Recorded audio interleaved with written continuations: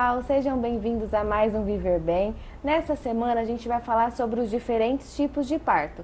E eu convidei o professor e enfermeiro, professor Rodrigo Soares Ribeiro, que vai falar pra gente sobre esse assunto. Professor, bem-vindo, viu? Obrigado. E eu já começo perguntando para o senhor, quais são os tipos de parto? Sim.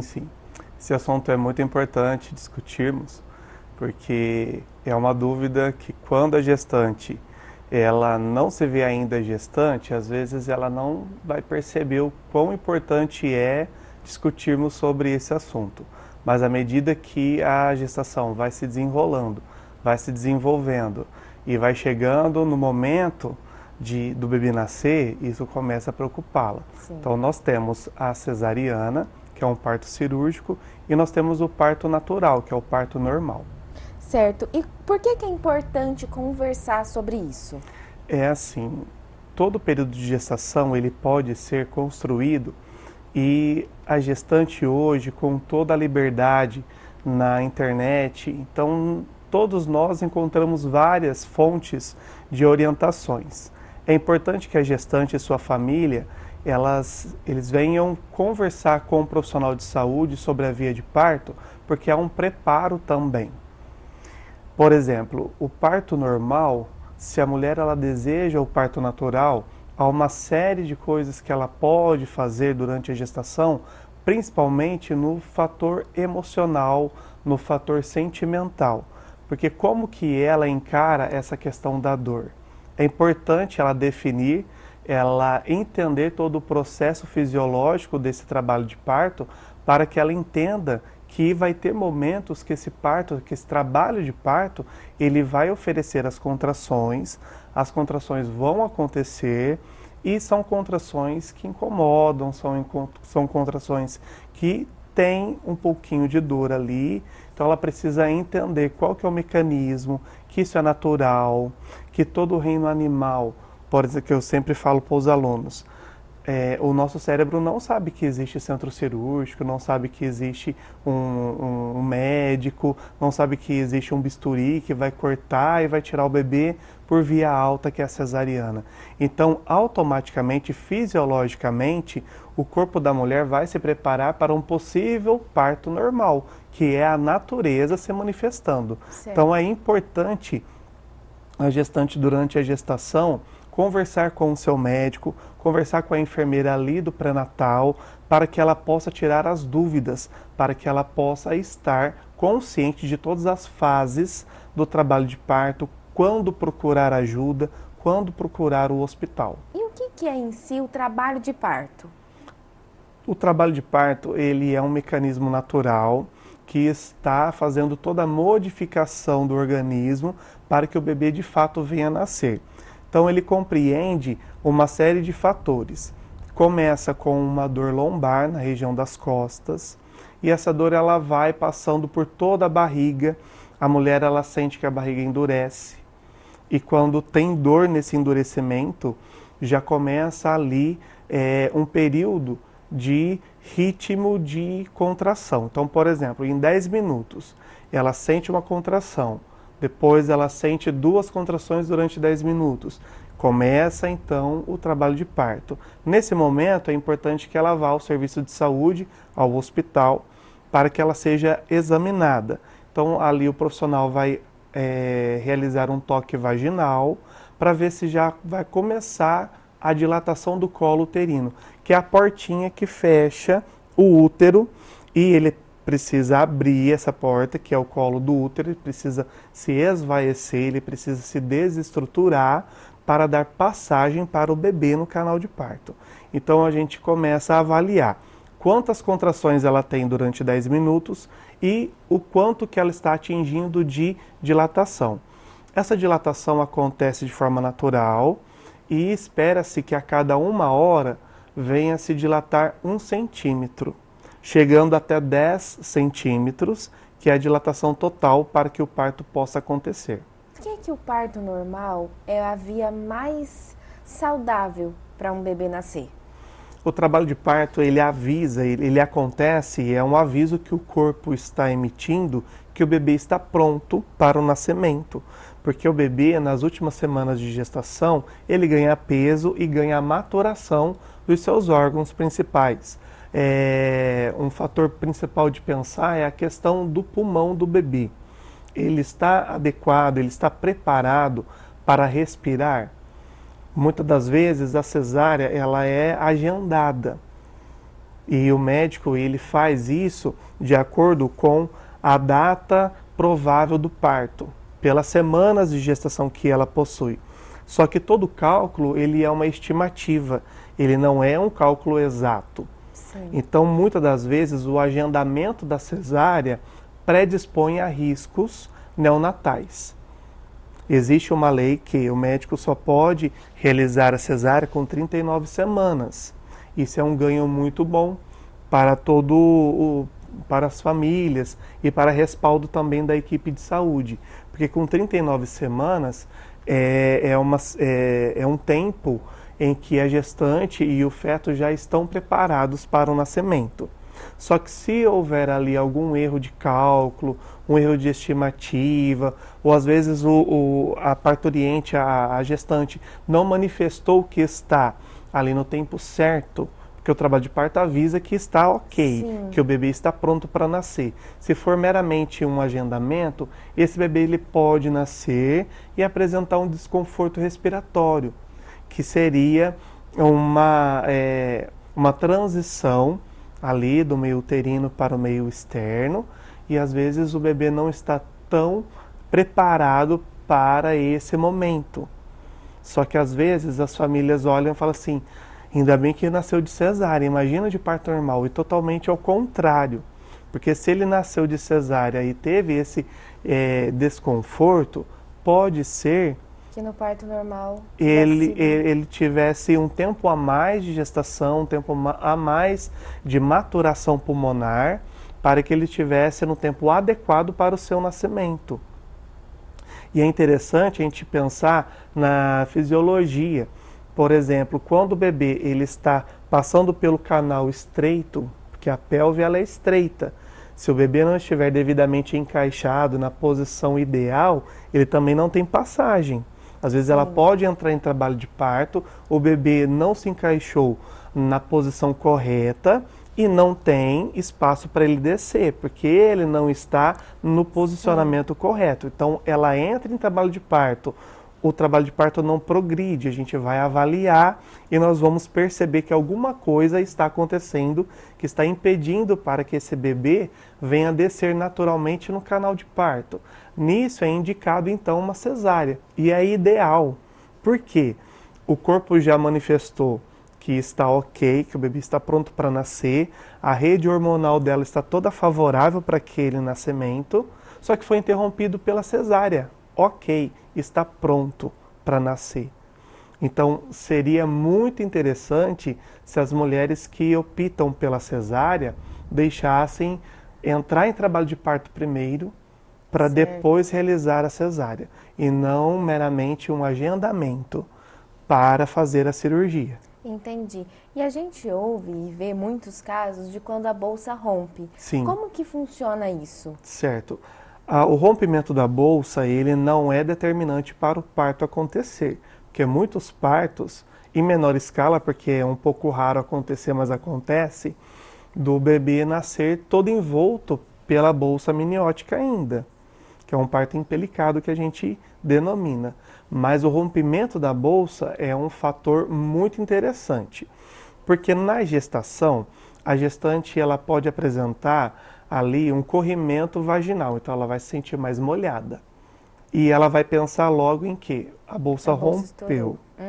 Nessa dúvida, ela precisa sim procurar o serviço de saúde para ser avaliada.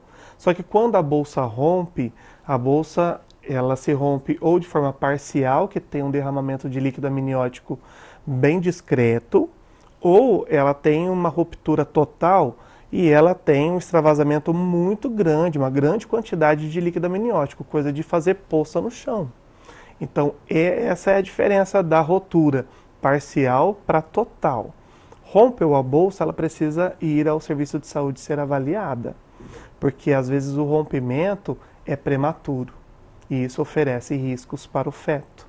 riscos de infecção de um parto prematuro. Então, ela precisa entrar com medicações específicas para prorrogar ao máximo aquela gestação, se for no período de prematuridade. Mas, se ela estiver em tempo oportuno para o parto, que é a partir de 37 semanas de gestação, ela vai ser avaliada e possivelmente ela vai ser internada e logo mais ela começa então a entrar em trabalho de parto. A gente pode entrar com a indução do trabalho de parto, porque já se manifestou um sinal. A coloração desse líquido é muito importante ser avaliado, porque o líquido amniótico ele é claro. Ele é claro, tem um cheiro característico de sêmen. Então, muitas das vezes também a mulher está com dúvida se ela está molhada e é líquido amniótico ou não, que ela possa então avaliar o cheiro dessa secreção. Se for um cheiro de sêmen, é o líquido amniótico ali sendo derramado. Então, ela vai procurar o serviço de saúde, porque o médico precisa avaliar e ter o tratamento específico de medicações, caso estiver na faixa de prematuridade. E quando esse líquido amniótico, a bolsa se rompe, é um líquido esverdeado, isso demonstra que o bebê liberou o mecônio, que é as primeiras fezes do bebê ali. Então ele faz cocô intrauterino. Isso demonstra um sofrimento fetal. É a maneira que ele tem de demonstrar que não está legal ali, que ele precisa nascer. Então ele libera mecônio dentro do útero. Esse mecônio ele é irritante ao útero e começa uma contração muito forte, muito dolorosa. Então com isso é um alerta que alguma coisa não está legal com o bebê ali. Ele está em sofrimento fetal, que está ligado em questão de troca gasosas. Certo. Ele está ali passando da hora de nascer. É a maneira fisiológica do organismo se manifestar, dizendo, opa, alguém me tira, já estou pronto. Certo. Professor, explica pra gente, a partir de quantas semanas esse parto já não é mais considerado prematuro e até quantas semanas ele pode ficar ainda na barriga dessa mãe? Certo. Antes de 36 semanas, qualquer manifestação de trabalho de parto, porque nós temos o trabalho de parto prematuro, ele acontece antes das 36 semanas. Certo. É um problema, é um risco e precisa ser tratado. O que pode provocar esse trabalho de parto prematuro? Uma infecção do trato urinário. A gente sabe que a mulher ela é mais propensa de ter infecções do trato urinário em relação ao homem, ela é mais propensa por uma série de questões. A uretra é menor, a vagina ela é bem polarizada de micro-organismos, pode ser por questões, por exemplo, de uma higiene excessiva, o tecido que a mulher usa, suas roupas íntimas. Então, uma série de questões podem influenciar aí o aparecimento de uma infecção do trato urinário, que a gente chama de ITU.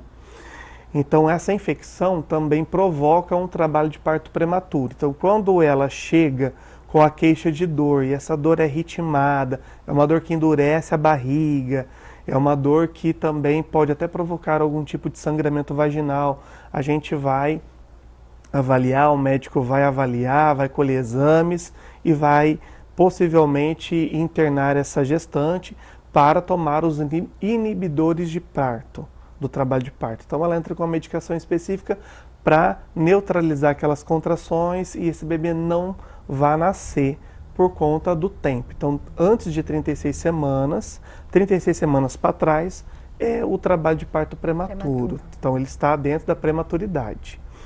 Quando que está no tempo correto, é no tempo a termo, que a gente denomina, é de 37 semanas para frente. Entendi. Então, com 37 semanas para frente, ela está dentro de um tempo adequado para o nascimento. Esse tempo adequado, ele vai se estender até 41 semanas. Chegou a 41 semanas e esse bebê não nasceu, ela precisa de uma avaliação a cada 48 horas ou a cada dia, porque nós precisamos monitorar esse feto, a vitalidade fetal. Então, não tem contração, mas está ok com os batimentos do bebê? Como que está essa vitalidade? Existe um equipamento que mede, que avalia isso, está lá no hospital. Então ela é avaliada e começa então essa avaliação. O médico não vai deixar ela chegar a 42 semanas, por exemplo, que é o limite máximo de uma gestação. Porque a placenta, que é aquela estrutura que propicia toda essa troca gasosa, que nutre o bebê com todos os nutrientes que a mãe ingere e passa para o bebê, ela vai perdendo ação, vai perdendo potência no final da gestação. Então, por isso que o feto precisa ser avaliado, a sua vitalidade precisa ser avaliada. Então, com isso, a gestante com 41 semanas, ela já é orientada a passar ou diariamente ou a cada 2 dias ali no hospital. Aí pode ser questionado e acordado com a família. Então vamos tentar um trabalho de parto? Então vamos começar a indução. Certo. Então começa a indução do trabalho de parto. Não, doutor, eu não quero. Então é agendado a cesárea, a interrupção, porque a mulher ela não manifestou fisiologicamente, naturalmente, o trabalho de parto, porque isso também pode acontecer. Certo. E além dessa situação, quais outras acontecem e não é indicado o trabalho de parto normal? Certo. Existem alterações que acontecem durante a gestação, por exemplo, a diabetes gestacional. Diabetes gestacional é esperado que ela venha gestar um feto grande, macrossômico, que a gente denomina. Esse feto, por ser mais pesadinho e maior, ele não tem passagem no canal de parto. Então já não é indicado um parto normal. E a posição que o bebê ocupa dentro do útero, porque tem 3 posições diferentes para o bebê no útero. Então nós temos a posição cefálica, onde a cabeça do bebê está direcionada para a pelve da mãe. Então ele fica de cabeça para baixo. Certo. Essa posição é para parto normal, é ideal. Tem a posição córmica, que ele fica transversal no útero. Ele fica de ladinho, assim. Esse bebê não vai nascer de parto normal, não tem passagem, não dá. Então também uma contraindicação. Certo. E o bebê que fica sentado, ele fica pélvico, porque a pelve do bebê está entrando na pelve da mãe. Então ele está sentado na bacia pélvica dela. Essa posição até pode encaminhar para um parto normal, só que ele é muito arriscado. Entendi. Do bebê ficar enroscado ali, não nascer completamente e morrer ali e ter uma grande alteração. Então, por isso, quando o feto está em posição pélvica, não é indicado que se prossiga com o trabalho de parto. A não ser que o médico que está assistindo essa gestante tenha muita expertise nesse assunto, nesse procedimento, que é um parto inevitável, ela já chegou em período expulsivo para a gente, porque às vezes ela chega já com o bebê nascendo, então não dá tempo de levar, mesmo que se leve para o centro cirúrgico, não dá tempo de fazer todos os procedimentos para a cesárea. Então você vai resolver esse parto da melhor maneira possível, porque tem as habilidades corretas, o posicionamento correto, as alavancas corretas, enfim, existe uma técnica específica para isso, mas o médico que vai liderar esse parto que é de grande risco. Entendi.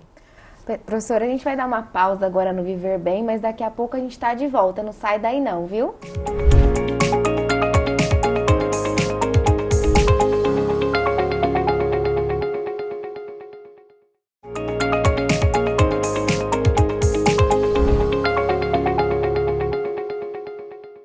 Pessoal, Viver Bem está de volta. Hoje a gente está falando sobre os tipos de parto. O professor Rodrigo está aqui esclarecendo algumas dúvidas. Professor, eu recomeço te perguntando. Existem muitas futuras mamães que possuem medo da dor do parto. Sim. O que ela pode fazer? Existe uma forma de aliviar isso? Sim, sim. Nós temos um trabalho humanizado na assistência do parto que caminha com todas as diretrizes que o Ministério da Saúde nos oferece e nos recomenda, que é o parto humanizado e os métodos não farmacológicos para o alívio dessa dor. Porque a contração é algo fisiológico, é natural, então a mulher primeiramente ela precisa entender que Para o parto acontecer, as contrações têm que acontecer. Essa contração é o motor do trabalho de parto. É o motor que empurra o bebezinho para fora. E essa contração, ela é dolorosa. Então, como que ela vê essa dor? Ela vê essa dor como um processo que ela vai passar, que vai acabar, vai terminar, porque ela começa na contração, a hora que a contração termina, a dor acaba, ela tem uma pausa de relaxamento, depois ela vem de novo e essas dores acabam finalmente após o bebezinho nascer. E acabou todas as dores, ela está extremamente livre para se alimentar, andar e tomar seu banho, cuidar do seu bebê. A recuperação é muito mais favorável ao trabalho de parto normal, ao parto normal, em comparação de uma cirurgia. Que a cesárea, aliás, é a cirurgia que rouba o direito da mulher ficar em repouso. Qualquer outra cirurgia, até mais simples, ela ficaria lá 15 dias sendo paparicada por todo mundo, sendo levada ali a água, a alimentação e aquele mimo. A mãe, na cesárea, acabou o período anestésico, toma que o filho é teu. Exatamente. Ela tem que se levantar e cuidar do bebê. Então ela não tem tanto repouso assim em comparação às outras cirurgias. E, coitada, ela pode ter ali muitas dores também. Então tem mulher que passa pela cesariana, ela não tem desconforto nenhum, não tem dor nenhuma, tá ok, muito bom. Mas tem puérperas, que é depois da gestação, a mãe se chama puérpera cientificamente, então ela às vezes tem bastante dores, desconforto, distensão abdominal por conta de gases, então tem uma série de coisas que podem acontecer também após a cesárea. Mas todo mundo sobrevive, a gente não está falando mal da cesárea, só estamos colocando os pontos de cada via de parto, então a mulher ela fica à vontade então para escolher. Mas voltando à pergunta, durante a contração existem vários métodos que vão aliviar essa dor. Então nós temos ali a deambulação, que é a gestante caminhar. Então a caminhada, tanto na gestação, que vai dar um condicionamento físico, vai preparar esse bebê para encaixar mais precisamente no ângulo certo. É benéfico também no trabalho de parto, porque essa gestante ela vai caminhar, ela vai se movimentar. A gente fala nos encontros de gestantes para que elas levem a sua playlist, para que ela coloque ali a música que agrada, que ela dance, que ela se movimente, porque isso, além de ser uma distração, trazer um pouco mais de conforto emocional, ela também está numa zona de conforto, ouvindo, sendo amparada por uma música que ela gosta, e ela é um momento de descontração, e na contração favorece para que esse trabalho de parto seja mais rapidinho. Então o bebê já encaixa mais rápido, desce mais rápido no canal de parto e isso vai acelerando. Outro método não farmacológico é a presença do acompanhante, que é um direito dela. Então ter esse acompanhante, envolver a família, ter esse acompanhante ao lado dela no momento do trabalho de parto, já traz uma segurança. Ela está dividindo aquele momento especial com alguém que ela confia. Isso também traz um amenizar nessa dor. A presença do acompanhante, ela pode comer, a gente oferece suco, fruta, vitaminas, comidas leves, porque tem aquele momento que as dores vão ficar intensas, então uma comida mais pesada já vai ficar indigesta. Mas a gente oferece ali suco, fruta, a gente estimula ela a comer, porque ela precisa de energia. Sim. Então, nisso, ela nem pegou veia, ela está naturalmente, está ali sendo avaliada. Já na cesárea, ela já precisa pegar uma veia, porque ela precisa de medicações específicas. Essa também já é uma diferença. E a gente coloca também ela no banho relaxante, que ela fica 40 minutos, 1 hora ali no banho relaxante, com a água quentinha, que é poderoso, tanto para relaxamento muscular, que é igual a gente, está cansado, está estressado, chegou em casa, toma um banho quente, né? A gente relaxa, a gente sai ali outra pessoa. E assim é para parturiente, que é a gestante em trabalho de parto. Ela entra debaixo do chuveiro e ela não vai tomar um banho de higiene, mas sim de relaxamento. Certo. Esse relaxamento faz com que a contração fique menos dolorosa e a dilatação aconteça muito mais rápido. Então, com isso, Se ela não tivesse no chuveiro, ia demorar 2, 3 horas, às vezes com 40 minutos, atinge aquela dilatação que a gente espera com 40 minutos de banho relaxante. Então é ótimo, a gente super indica, elas ficam super contentes porque a contração ela fica mais amena em questão da dor, mas acelera o trabalho de parto. Então a gente usa esses mecanismos naturais para alívio da dor no trabalho de parto. Entendi. Professora, a gente já vai encerrar por aqui, mas antes eu queria que o senhor deixasse um recado para as futuras mamães sobre o parto. Certo. Você que é gestante ou que pensa em programar uma gestação, que você possa fazer o pré-natal corretamente, que você possa participar de todas as atividades educativas que a Unidade Básica de Saúde venha te oferecer. Nós ali na Santa Casa, que também sou enfermeiro obstétrico ali na Santa Casa, nós oferecemos também reuniões de grupo de gestantes chamado de famílias grávidas, porque a gente entende que a gestante está ali nesse contexto com a sua família na gestação, então todos se modificam por essa gestação, então a gente conversa com a família grávida, então ela vai levar o seu acompanhante ali, seu esposo, alguém da sua família para ter essas orientações. E um dos temas que a gente aborda é essa questão da via de parto, que ela possa escolher a via que mais agrada, que ela possa entender todo o mecanismo do trabalho de parto, para que ela venha tomar a decisão certa, que ela esteja aberta, então, e ter essas orientações com quem pode orientar de forma correta. Não só buscar na internet as informações, porque tem muitas informações que não são fidedignas, mas esse encontro com a família, junto com a equipe de saúde, é muito benéfico. Então, a gente espera vocês ali no nosso encontro e que vocês também possam ter esse bate-papo com o seu médico do pré-natal e com a equipe que está assistindo essa gestação. Obrigada, viu, professor, pela sua presença. Pessoal, o Viver Bem de hoje vai ficando por aqui, mas na semana que vem a gente tem um encontro marcado. Beijos e saúde!